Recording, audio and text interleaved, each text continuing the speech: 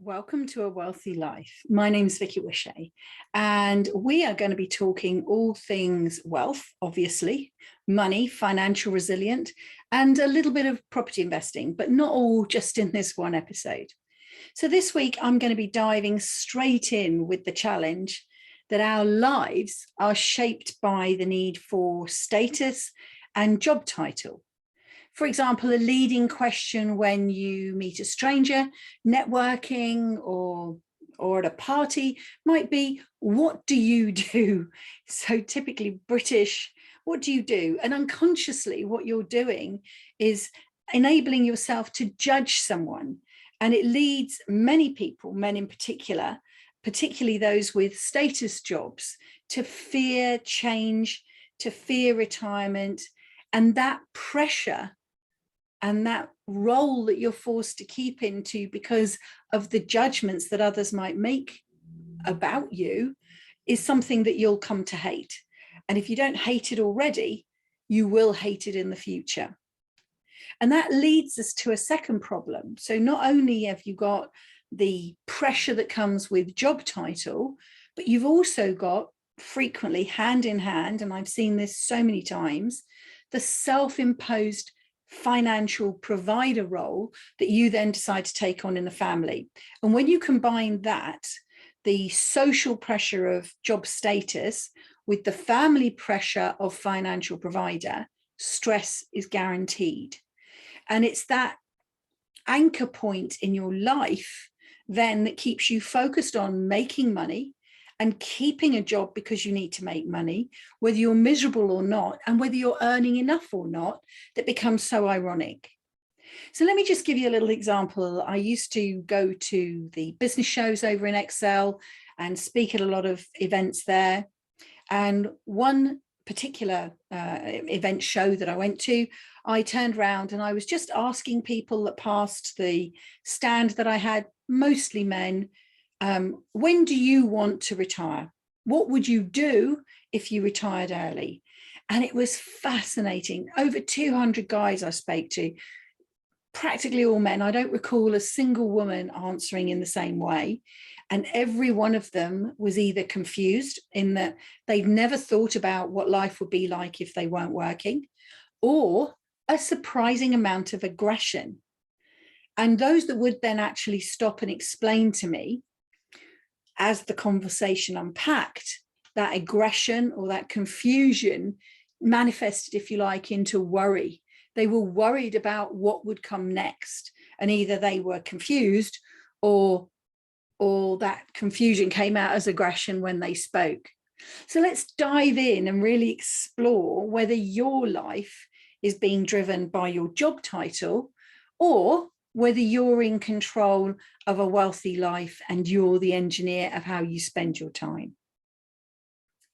So starting with the concept of status, we all have labels, and that's how we work out how we ourselves fit into the social fabric of life, but also when we meet people, how they fit into the social fabric of life. So let's start off with our status in the family and the labels that are attached there. So you're a mother, a father, a brother, a sister, a child, etc. Then there's the chronological status that comes in, and that lets other people know where we are in the system. So you're at school, you're at university as a student, then you're an employee or an employer, or you're unemployed, or you're retired. And you can see there's a sort of a chronology there. And with that information, when you speak to someone, there's a huge amount of data that you can assume about their life. You can create unconscious biases and judgments, but also you are unconsciously creating your life based on the fact that if when you speak to people, you're judging them, other people, when they speak to you, will maybe be judging you. So let's just go in a bit deeper on the family. Are you the caregiver? Let's go into that a bit deeper in the family. Are you the caregiver? Are you the homemaker? Are you the financial provider? And what do we mean by those specific terms? I'm going to take financial provider in this episode and dig into that a bit deeper. So this really harks back to caveman times. So in caveman times, you had the hunter-gatherers, or you had the farmers, depending on where we were in evolution. And in a tribe, there would have been the alphas, typically males in those days, or in some cases, females as we moved into different eras. But these labels would have dictated the status that you held within the group, the level of responsibility that you took on within the group, and what your expected role was. So are you the hunter-gatherer, so you had to go out and find the animal, kill the animal, or were you the person that came back when the meat came back, that you prepared it, that you cooked it? Were you the caregiver? Were you the one that looked after the young in the tribe?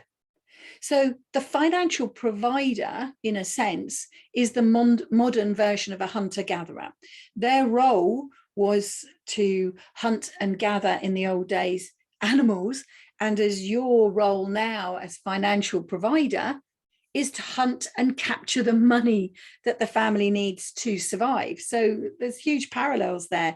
And if you've unconsciously taken on this role, it's an enormous responsibility to bear alone. If you go back to the tribe metaphor, there would have been a group of you that went out to kill the animal. Very few tribes would have had a lone person go out to kill a wild beast and bring it back. At least they were in pairs. Remember that. At least they were in pairs. Now, sadly, our culture, our modern culture, somewhere along the roll, we've decided that we don't talk about money. We don't talk about this stuff. It's a huge embarrassment if you need to share this, that you can't shoulder this all by yourself. And I really don't understand. And as much as I love history, I haven't been able to pick out at what point did we change and decide that in our smaller units, it was going to be the responsibility of only one person. Or maybe it was actually the fact that we've started to move into smaller groups that is the problem, as opposed to living in a larger community. So apart from the huge desire to grab you, shake you, and I'm going to do my best not to shout, I want you to know that you don't have to bear this alone. And really, I suppose that might even be an underlying theme of this podcast, that I want to talk to you and I want you to talk to me.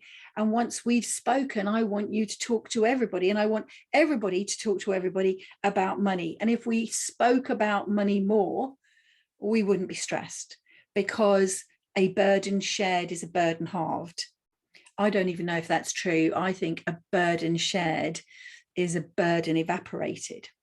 So whether you're part of a family, two parent or two adults, or even if you're a single parent like I was, you need to start sharing this burden of money and not talking about it, and work and how you feel about it within your family group, whatever that is. And if you are single, then up to your parents or out to your siblings or over to your friends before it breaks you. That's crucial. That's crucial. And that's what the majority, if you like, of those 200 people I spoke to at the business show were struggling with.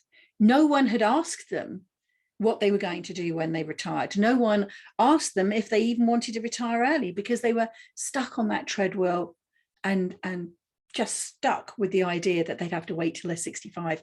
And that's not true. Now, I'm going to cover the flip side of the financial provider role in the next episode and the stress that that causes in families. But let's stick with still the financial provider and the link between job title. So your job title provides some form of status within the pack hierarchy. Maybe you're the alpha. And of course, for some, there's even a link between your job title and the status that it brings and ego. Now, I can't hope to overcome that in a simple podcast, so we're going to park that one for another day. But if we stick between status and now add in pay, you'll see that there is a direct link between your job and your role as the financial provider and the need to provide for your family. And more importantly, I want you to keep hearing the message that that shouldn't be a reason for stress or for misery in your life. So let's look at a few insights here. Okay. Number one, if you just talk about it, it will be better. Number two, if you control your finances and you're more conscious of your finances, it will be better. And if you can then go the next step further, which again, we'll pick up on in future episodes, and leverage your current assets into an alternative stream of income, you'll actually be able to break that resilience. Sorry. And if you can leverage your assets as you have them now into an alternative stream of income, you'll be able to break your reliance on just one job.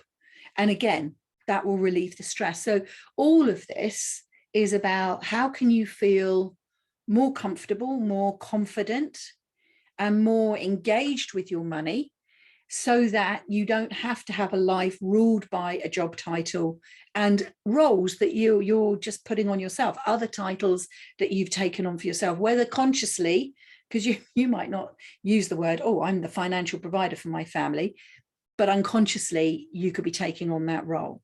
So I'm going to break these down, these 3 points. First of all, let's talk about it. And I did a little bit of a Google, don't we all?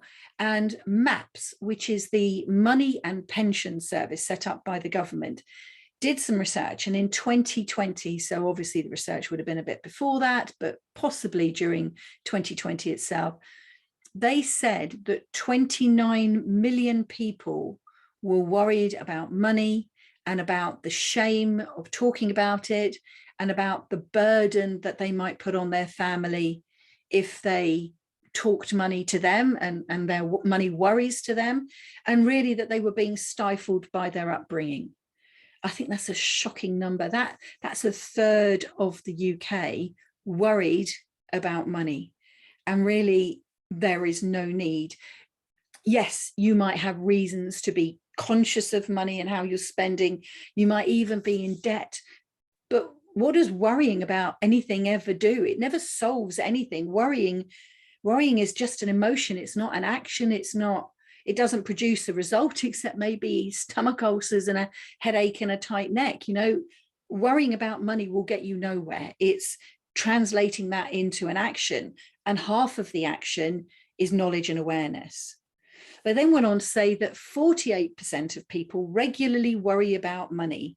And that's because, ironically, as answered in the next episode, we're not talking about it.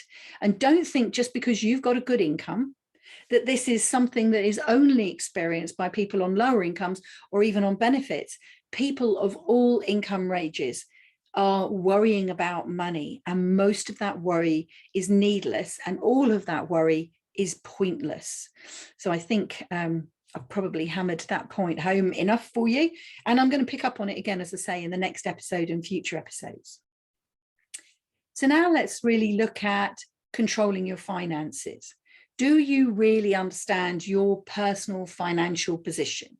Or are you just going to work because that's what society trained us to do? From an early age, you're supposed to learn, then you go out and earn, and then you retire exhausted. And with a bit of luck, and this is, sorry, a horrible way to put it, but actually you're supposed to die before you can get your pension, because pensions were created, and I'll find all the stats for you on this, but pensions were created in the old days by employers to pay their workers a retirement contribution when they finished working for them.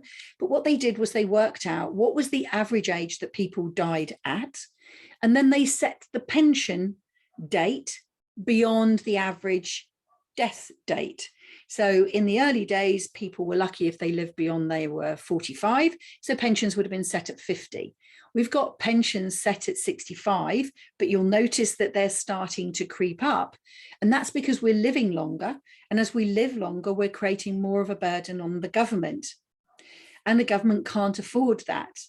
So the old system, which is go out, learn, earn, retire exhausted, actually should have been go out, learn, earn, die on the job, and then as the government will never have to pay you a pension. And this is causing a problem, because also pensions are frequently not enough money for people to actually survive on for all the years that they have to live post a normal working age. Now, I wandered off into pensions, but let me bring you back to this general point of personal finances. If you don't understand how much you need to earn, how can you even be sure if you're earning enough, or if you're earning more than enough than you need to cover your regular bills? You might even be regularly spiraling into debt because you're just not checking.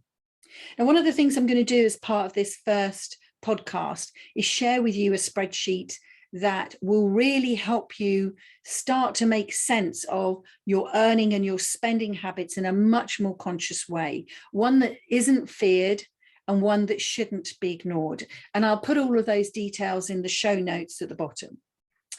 So before I go on, let me just share a couple of stories to sort of really hammer this idea home of checking your finances and talking about it. So during the last couple of years, as I said, I've spoken to literally hundreds of people, just having calls with people that I meet, networking, talking to them about money, because once you offer people the opportunity to talk about money, it's amazing how many people take you up on it. And it's great that they speak to me about money, and you're welcome to speak to me about money. But at the end, I'm going to encourage you to speak to your family about money, because they're the ones that really need to be having the conversation with you. So this first person that I spoke to was a self-employed consultant. And during 2020, they really struggled when their bonuses stopped, because most business stopped. So they were still getting in a basic wage, or they were still getting in a furlough payment, but actually the way their life was constructed, it's their bonuses that really made a difference to them. And rather than talk to their partner, they mistakenly embraced the role of financial provider and turned to credit cards as a way to solve this gap in their diminishing income. By the time they got to £20,000 in credit card debt, all of it on interest-bearing credit cards, they stopped opening the mail. And then we started to have a chat. We were chatting about other things. And then I said, you know, this is what I do. And they went, can we have a conversation? So we did. Their relief when we started speaking, when they finally opened up to me, was palpable. Now, interestingly, it took them a couple of conversations before they would get there. Some people open up instantly. But once we'd started speaking, they were absolutely clear on what they needed to do to stop the debt growing and how to then repair the debt that they'd got themselves in. They've now got a clear plan so that over the next 12 months, they're not only not stressed to the point of misery anymore, but they've actually got a palpable, tangible plan that they can put into action to reduce and clear all of this debt in the next 12 months. So worry served no purpose. Not opening the mail served no purpose. In fact, was worsening the problem. One conversation, all right, in their case, it was 2 or 3 conversations, but same point, one conversation with me, and then they've got a plan so that they can clear this debt. And that's what I want you to do. The stress on that one partner would have been felt by the whole family, whether they realized it or not. So another family unit realized how vulnerable they were during this period, and they decided that they needed to discuss their finances in a safe way. And they came together as a partnership to have a conversation with me. It was almost like a marriage guidance for money in a neutral space. And they owned up secret stashes of money. They owned up where they were worried about money and spending habits, and whether one thought that one was overspending in one area and then the other thought that the other was overspending in an area. And we completely cleared the air, put in place some actions so that they could be more open about money, both with one another, but even more importantly, they're now discussing money with their children and bringing them into the conversation. And this, talking about money with the entire family, especially your children, and you'll have the conversation slightly differently if you've got a 4-year-old to if you've got a 14-year-old to if you've got an 18 or 20-year-old, but it's the best lesson that you can share. So then the last point that I took you up on was leverage. And I'm not going to go into this in detail now. I'll pick it up on future episodes over the next couple of months. So you're going to have to keep listening. I'm going to like hook you in and make you want to auto subscribe or whatever it is that you can do to these podcasts, that you keep getting them coming in your inbox every month. And these are going to go out on a weekly basis. So, you know, I really want to get this information to you quickly. But in general, once you've reviewed your cash position, you can then start to look at your assets. And assets aren't just financial. It can be your knowledge, it can be your time, it can be your experience. But look at your assets and your liabilities. What do you own? What can you access? What can you release? And once you've looked at this, you've almost done this stock take of everything that's in your life. What's performing well and what's not performing well. And you can even do this with your time. And let me give you an example on your time. You've got a job that doesn't create enough money for you. So you could benefit from finding another way to bring more money into your life. It could be that you get another job that pays more. It could be that you get a second part-time job. It could be that you sat down and you looked at your expenses and scaled back on what you're spending, not so that you got a miserable life, but so that you're not overspending. There was a phrase, wasn't there, living beyond your means. So I ask you to do this and you say to me, but I haven't got enough time. But when we actually analyze your time, you work Monday to Friday, you work 9 to 5, you've got an hour either side to travel to work if you're traveling to work. And yes, you've got some family duties that you've got to put around that. But you've still got, let's say, 3, 4, 5 hours a night that you're watching TV. Even on a Saturday when you're not with your family, you could get up a little bit earlier, or in an evening or something, you could still put in at least probably 3 or 4 hours over a weekend. So actually, the truth is, there is plenty of time in your life to look at your finances. It's just you haven't prioritized that as something that's important to you. And maybe because you're so stressed about money and carrying all that burden yourself, when you do have time, when you're not working and earning money, not that you're aware of whether you're earning enough or not, you just want to relax. But you can't really relax because somewhere in there has got to be pecking away at you, money worries. And whether it's conscious or unconscious at the time, it will be pecking away at you. And if you can prioritize understanding your finances, then you do have plenty of time. So this idea of doing an asset audit or a resources audit and looking at what's performing well, what's contributing to a wealthy life for you, and what's not, is really, really important. So let me just link all of these ideas together for you as we're starting to come towards the end of the podcast. Let me ask you these questions. Are you happy at work? And if not, are you just working because your job title gives you a pay slip each month that you are hoping is enough? Do you even know if you're earning enough? Do you monitor your spending habits? Do you spend more than you earn? Do you know that? Or do you talk about money with your family or a partner? And if not, why not? Are you unnecessarily trying to protect them from financial stress, which I guarantee you'll not, because we know when someone's stressed. They might not be saying what they're stressed about, but we know it. So even though you think you're protecting them, you're not. And I know that all sounds a bit gloomy and miserable there, but let me say this. I've spoken to hundreds of thousands of people over the past, even if I just go over the past 14 years, and before that, tens of thousands of students. Not that students aren't people, because yeah, they are people too. But all of those people I've spoken to, I can guarantee you that none of them spoke about money enough. And by not talking about money, you close the door on help. And whether that help is about controlling your spending or exploring ways to make more, or simply making it more conscious so that you're clear of the financial position you're in, you're not talking about money enough. And this is laid on with sort of this cultural overlay that through our upbringing and everything else, we've got this idea that it's not polite to talk about money, and that's absolutely rubbish. It's some I don't know, posh upper class historic thing that probably the Victorians or just after brought in to say that they were also wealthy. They didn't need to talk about money within the family or at the dinner table. And that's not who we are, and that's not the lives that we live, and that's not the way that we need to live.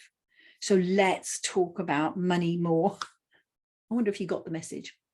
Let's talk about money more. That's the message, especially with our children. I even wrote one of my books, Property for the Next Generation, and I'll tell you about that in another episode. I wrote that book because my daughter turned around to me and said, you invest in property, would you buy me a house? And when I finally finished laughing, that's the story I wrote. Meanwhile, she's gone off and she's doing very well for herself on her own because of the response that I gave her. Money's not the problem. Work's not the problem. Your job title's not the problem. Stress is not inevitable, right? Staying in a job because of the money that you think it brings into the family and the status, but it's making you miserable and not financially empowered, is a problem. So I've run out of time, and you're going to hear me say that a lot on these podcasts because I'm trying to keep them short and bite-sized so that you can cram them in on your journey to work or in your lunch hour. But I could literally talk for 5 hours on any one of these topics. So I'm going to give you a prize if you can count at the end of this how many episodes I say I've run out of time.